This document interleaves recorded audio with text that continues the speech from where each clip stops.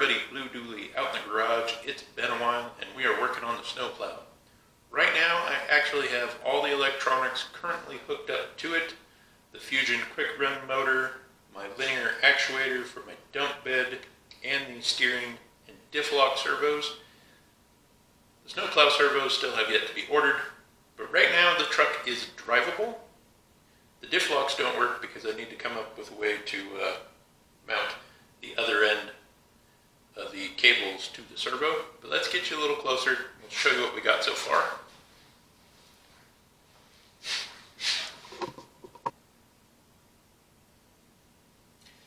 We do have a little bit of a mess right now, but this servo is for steering.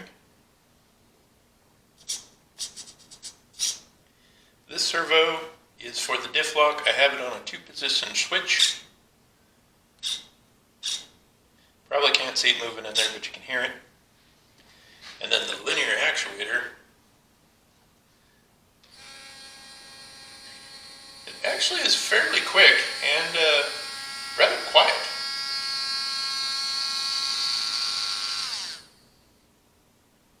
It will push 45 pounds of force, so should be plenty strong enough.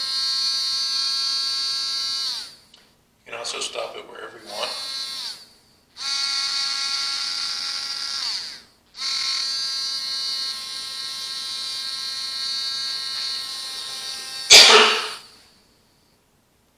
And of course,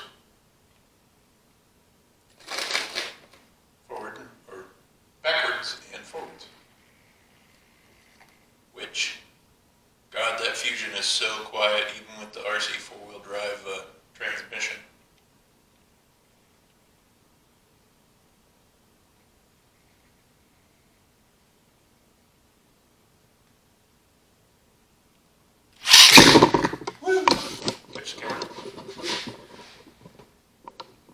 Probably saw that one coming if we were paying attention. Let's flip it over.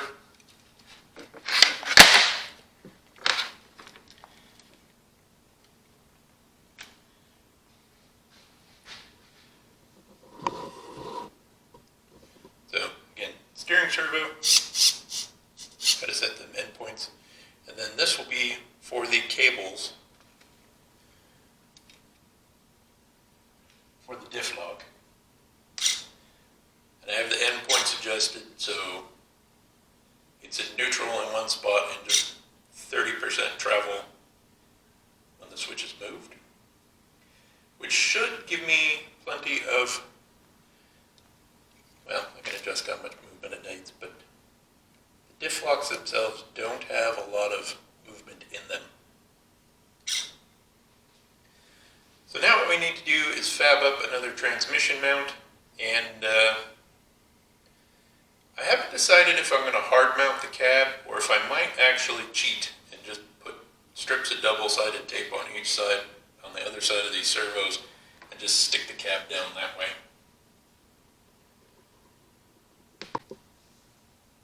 For actually mounting the radio or the receiver, I can actually fit it in the doghouse here on the bottom side of the cab. And we'll feed the antennas out through away in a little bit, but that'll keep it up inside the body and should keep it from getting splashed by any water.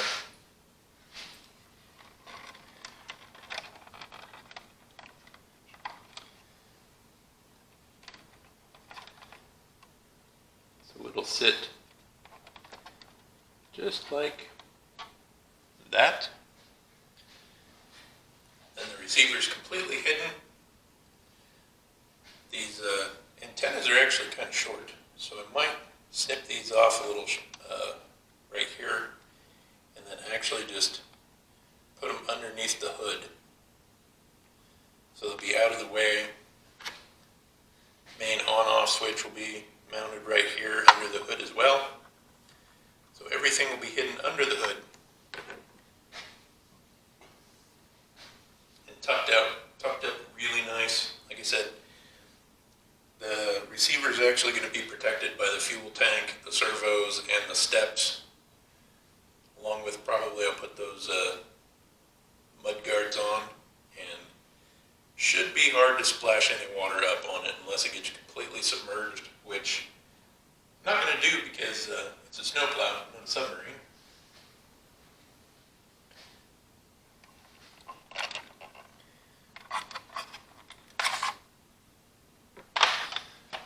The other thing I still have to figure out is where I'm going to mount my linear actuator, as it's a bit taller than I thought I was going to get. There we have the dump bed. And this comes up to, this is actually hanging even with the bottom of the transfer case, and as you can see, comes up a little higher than I thought it was going to. And because, of course, the way the drive shaft's mounted, if I did try to put it here in the center, to clear the drive shaft, I'd have to have it be even a bit higher, which may or may not be a bad thing, because I can build up over that cab guard to make it hold out. So if we run that actuator all the way up, let's see where that puts us.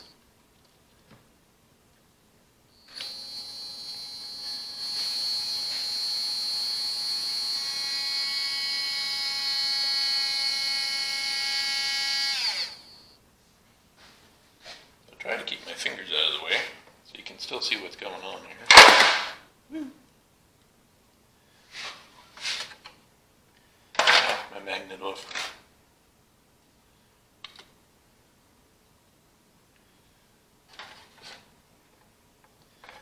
We set the dump bed on that like that.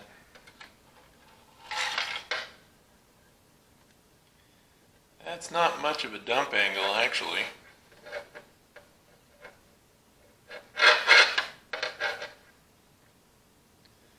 Although at least I know it wouldn't hit the box. But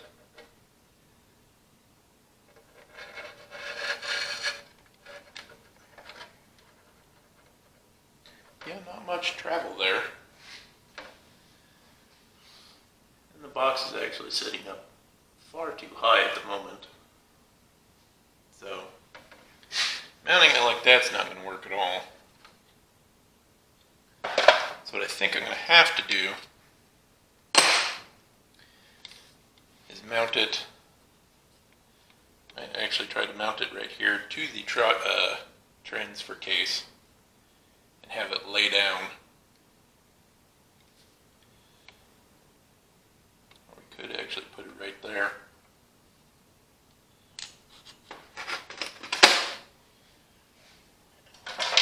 I have so much stuff in the bed.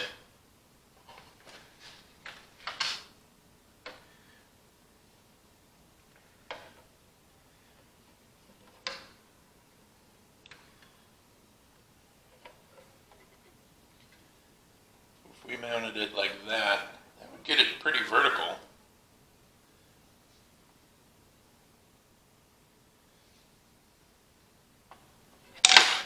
We don't need the full range of motion.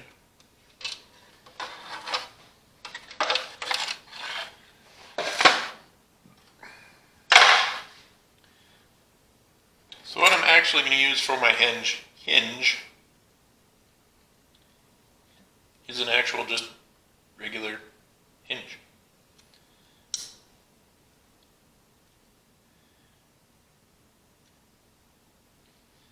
Which I'm going to weld to the chassis back here at the back.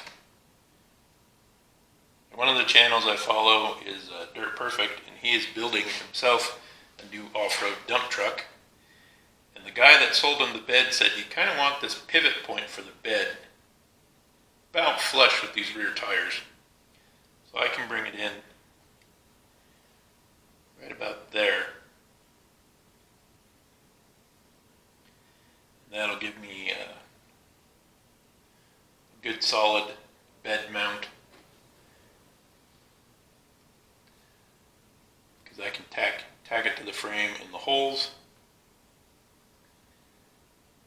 That'll give me nice sturdy bed mount. And I get this all mounted up, I'm actually going to grind the head off of one of these pins so I can take the hinge apart. I'll put it at that much angle, which you can't see from the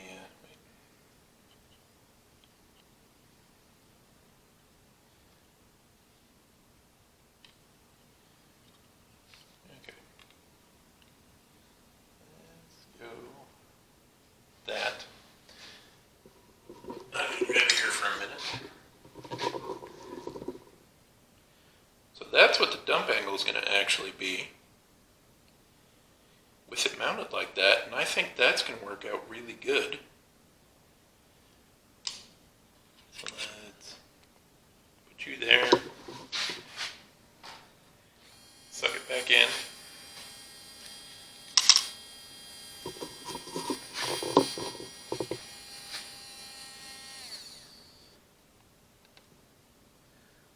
Flatter, like that. So I think that'll actually work out fairly well. I got plenty of room to, this will sit flush in here. So that's good to know. Well, let's try tacking some stuff, and then we'll take this out of there so we can finish welding everything.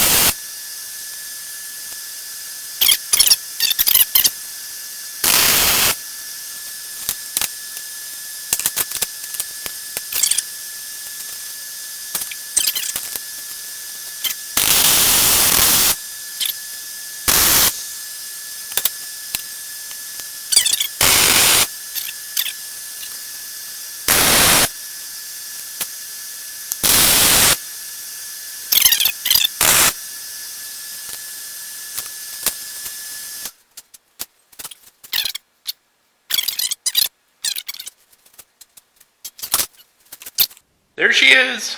Got the linear actuator mounted in, offset, so to clear that drive, the nut would clear that U-joint right there. And if this one isn't quite enough, there's enough room I can put another one in here if need be, but I don't think I'm going to. The hinge is actually welded to the chassis, and this son of a bitch pintle hook was a fucking son of a bitch to get those holes drilled at all, and they still didn't come out quite perfect. That tiny stuff is just a pain in the ass. As you can see, it's a little crooked. But I am happy with how it sits on the truck. Let's get you to the side here.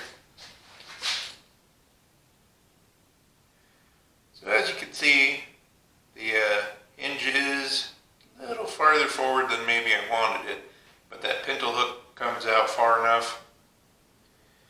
Plenty of ground clearance. I shouldn't snag that pintle hook on anything unless I'm scratching the heck out of the differentials. The linear actuator is mounted in there. I don't have it permanently mounted in there yet, but the mount's nice and sturdy. The transfer case is back in place. The cab is going to have to wait for another day. Getting a little cool out, and I'm not sure if I'm going to use a little bit of angle iron just kind of put a little L bracket right on top like that. I need to see how high that puts the cab. But I also have some 22 gauge sheet metal right here that I can bend up some little L brackets and then tack them to the frame to get the body mounted to. All in all, that's going to wrap it up for this snowplow update. Now that I'm actually making a little headway again, kind of back into it. So, next on the list is we're going to get that cab mounted, the hood mounted, so we can at least take it out for a little bit of a test drive. And actually with the cab mounted and the hinge for the dump bed mounted, the only thing left to do is figure out how we're going to mount the snowplow to the frame. I'm going to run the stock rooter bumper because it looks actually kind of nice, but the snowplow bracket's going to need to be mounted lower than that bumper. So we'll fab something up for that, but as always guys, click like if you enjoyed the content and subscribe if you want to see more, because 6-wheel drive snowplow with locking differentials, that's going to be pretty badass. Plus I actually got plans to put not a sand spreader in the dump bed, but I'm actually going to build a liquid de-icer. Dang bugs. So we'll catch you in the next one.